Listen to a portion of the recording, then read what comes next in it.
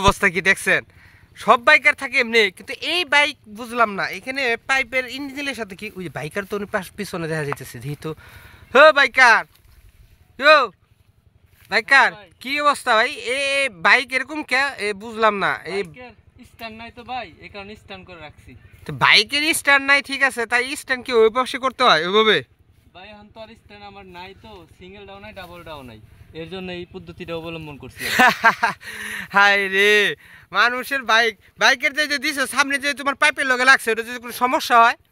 এখন যদিও সমস্যা হয়, কিছু করার নাই, কারণ আমার নিচে বাইকটা রাখলে আরো সমস্যা হবে বেশি, কারণ যেহেতু আমার স্ট্যান্ডটা নাই। ওই যে আমরা যেরকম সাইকেল যেরকম পার্কিং করে রাখি, কোনো পাইপের লগে কিছু কিছু লগে ড্যালেন করে, তো ওইভাবে ড্যালেন করে রাখছো নাকি? হ্যাঁ, বাহ, শালার বাইকার গো। ও মানে চাক্কার কি সমস্যা নাকি? না, চাকার সমস্যা নাই, মানে ও সামনে ওটার এই ঘোরাইতেছ নাকি? ঠিকঠাক আছে নাকি? হ্যাঁ রে, বর্তমান কি যুগ আইলো রে, মাসে পার্কিং করে এরকম আর ও পার্কিং করে রাখছে এরকম, রাখার পরে স্ট্যান্ড করার পরে দেখতেছে চাকার কোনো সমস্যা আছে কিনা। হ্যাঁ রে, কত যুগ, কত কিছু যাইবার, কত কিছু যে দেহুম এই যাবা নাই। যাক যাক, ভালো ভালো। হ্যাঁ, বাইকের অবস্থা দেখ তো নতুন, আসলে কি নতুন যুগ আইলে যাওয়া হয় আর কি।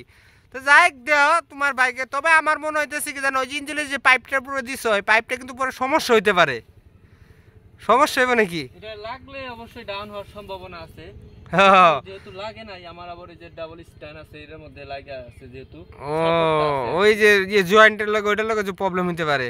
হ্যাঁ, এটা সাপোর্টটার কারণে যেহেতু এখানে তেমন ক্ষতি হবে না।